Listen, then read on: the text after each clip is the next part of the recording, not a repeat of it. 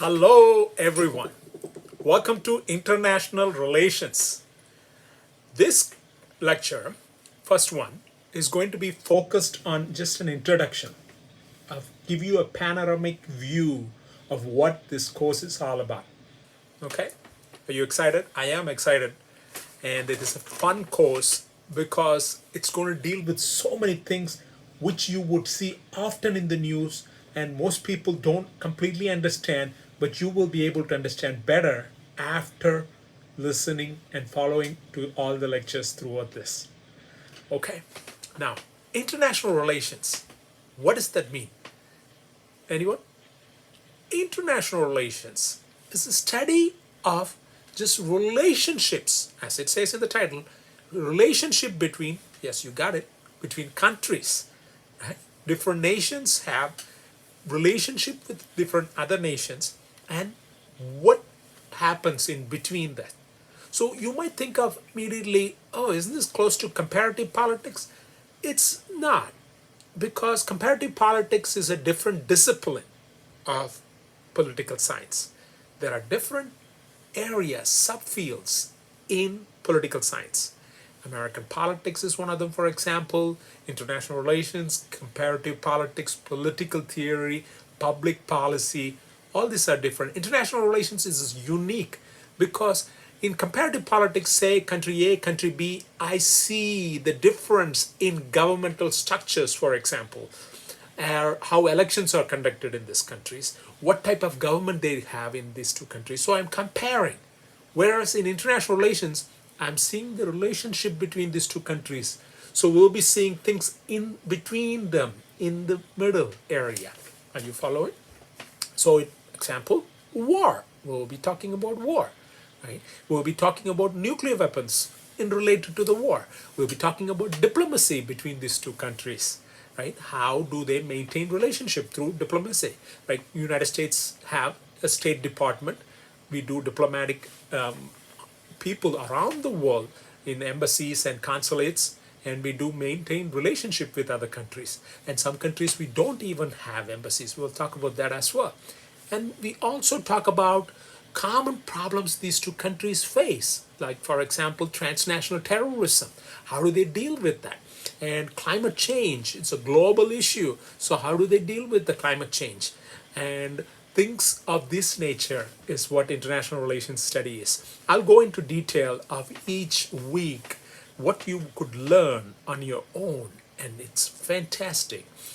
I enjoyed, and a little bit about me, I'm Dr. Hill Krishnan, and I have a bachelor's in mechanical engineering, a master's in ergonomics, not economics, ergonomics and biomechanics, and another master's from NYU as well in global affairs, which deals mostly, my specialization was international relations, and then a PhD from Boston University in focus with political science PhD with a focus in international relations and public policy. So let's dive deep into this area of study and let's have fun. So now, when you want to understand a field, okay, you want theories, and you're like, oh no, theories, actually, it's good. I thought that as well. When I took my class, 2009, the first time in an international relations class, and my professor helped me understand the world better with theories. I thought theories are going to be boring. No, I'll tell you why. Theories are like the glasses I wear. Say if I wear a blue glass, I could see the world and I'll see blue patterns everywhere. And if I'm wearing red, I see red. So theories are like that idea, conceptualization, a framework to understand the world. And so, for example, the main dominant theory in international relations we'll be studying for quite detailed compared to other theories, and that is realism.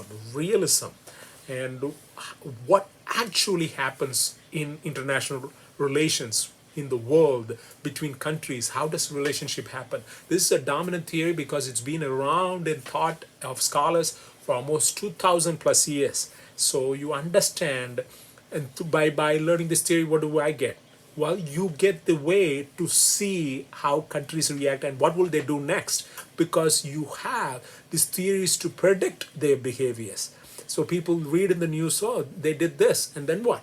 You will be able to think ahead, and theories gives you the idea. So realism, how countries behave, and then we will be digging into liberalism, which is, I would say, many ways opposite of realism. And liberalism is an idea, not political liberal like Democrat liberal. Liberalism is an international relations theory, and similarly, we'll be looking into Marxism. Marxism is another theory to understand the world, and then constructivism and feminism. All these theories gives you a rich understanding of the world of international relations, and which will help you understand the relationship between not just two countries but multiple countries, because the United States have relationship with so many countries. It sends ambassadors around the world, right? So you will learn about theories, and then what? And then we dive into issues, or we will start from the Cold War onwards. So from the dawn of the Cold War, you know what Cold War is, right? It is a conflict between the Soviet Union. It's an ideological conflict between capitalism and communism, between democracy and authoritarianism. And so Soviet Union and the United States were on the other, each on the opposite sides, and they collected many countries to group with themselves, and they waged this intense war of Cold War, ideological war. Of course, they didn't directly get into battlefield and fight, but they did do proxy wars through other people. We'll talk about that later. So this Cold War is one aspect we will discuss, and in that context, we will be discussing arms race. And arms race means, what is the arms? You understand, weapons, and race is like, so I have say 10 nuclear weapons and you have only 2, you'll be afraid, oh, I need more, so you build 10. And if you have 10 and I would be like, I want to have an edge, so I'll build 15, and then you build 20. The race goes on. It's not just in nuclear weapons but also delivery mechanisms, so missile technologies, bombers, all these ways, and later submarine launched ballistic missiles. All this technological growth, money spent by these countries enormously on these races to make sure that one doesn't defeat another or completely annihilate and kill all its people, because the nuclear weapons have the capacity to completely eliminate the world, not just this two hemisphere of powers. The entire world could be let dust rumble for many times. And we have far reduced the number of nuclear weapons when we had during the height of the Cold War. But even now, with the weapons, strategic weapons, I'll talk about the numbers, all these things later, the numbers of weapons we have, we could destroy the world multiple times over. It's sheer madness, you might say. And that's why we'll talk about MAD, mutually assured destruction. And it is an idea to keep one another in check from not killing each other. And we will be discussing about a particular instance where it came so close for two powers to exchange nuclear weapons, and that was Cuban Missile Crisis. I'll tell you in a story format so you will be able to understand and follow it without worrying about the nitty-gritty details. Will it I be able to keep in mind? You will, because stories are the ways we remember things better. Okay? And so Cold War, arms race, and Cuban Missile Crisis. And I will be also teaching you about nuclear weapons because it's relevant now, especially when Russia and China are back in power politics. Yes, power politics, they call it in realism. I'll talk about that. And so the nuclear weapons are in play. And unfortunate, but it is the realism is what? It is the world as it is. It sees the world as it is. Liberalism sees the world what it ought to be. Ought to be, O-U-G-H-T, what it wants it to be, right? So we will see the differences and learn these different areas of international relations. And then you would learn about war. And you would say, war, like particular wars? No, the theorist, the brilliant Clausewitz, who is a Prussian military theorist, who wrote a book called On War. And it's studied in all military schools from Sandhurst in England to West Point in America. and it is unbelievable the amount of knowledge and depth insights you would get from reading just a page of Clausewitz. We will discuss some of the important points, of course, and we won't have time. You could teach an entire course on war. People have written doctoral dissertation on just 2 lines ideas. Yeah, not much deep. You will be able to see war differently and way better than other people would be able to see who don't have the knowledge of Clausewitz. We'll be also talking about Sun Tzu's Art of War, written more than 2,000 years ago. Okay, and so you will understand the war, and then after understanding the war, then we will be looking into end of Cold War, right? Soviet Union's collapse and dismemberment of the Soviet Union into multiple states. And then what? America had its unipolar moment. That means like you're the only superpower. There is no other power to challenge it. But guess what? Another power, non-state actors came in. That is in the 21st century, and that's right, Al Qaeda. When the 9/11 happened in America, the new set of non-state actors become very powerful challenge to the primacy of the United States. So we will talk about terrorism, and which is still a threat in many parts of the world. But we usually will focus in this course transnational terrorism. That means terrorists coming from one country to another to destroy and attack civilians or infrastructures, not terrorists inside a state. Like India has terrorists, Naxalites, but we don't focus on that. We focus on transnational terrorism, especially the ones which are in big threat to the West and the United States. Okay, so after we focus on transnational terrorism, you'll learn that how to define, how to identify, because media has a problem in identifying when an act happens in the news. Oh, this is a terrorism. Another media says, no, it's not a terrorism. What is a terrorism? So I will be able to guide you on that, and you will have an idea to know if an act happens, whether it's a terrorist act or not. Once you learn about terrorism, we'll be also talking about nuclear terrorism. Remember the nuclear weapons you learned in Cold War? Then you come to this and you will learn about nuclear terrorism and weapons of mass destruction. And of course, this will be just for one lecture, that weapons of mass destruction, at WMD it's called. I have taught courses extensively on weapons of mass destruction alone, because it's in a whole field of study in itself. In that you range from nuclear weapons, chemical weapons, and we will be biological weapons. We'll be discussing just mainly nuclear weapons and a little of biological weapons. And so you understand that, then you move on to study, because the 9/11 terrorism brought forth the idea of radicalized Islam. And so, and this radicalized Islam, where do they get these ideas? And jihad, what does that mean? So I will go into the beginning of Prophet Muhammad's story itself that's right, in Saudi Arabia, and teach you in a story format again, so you will be able to understand how Islam have peaceful elements in it, and how there were fundamentalism elements of violence involved in it.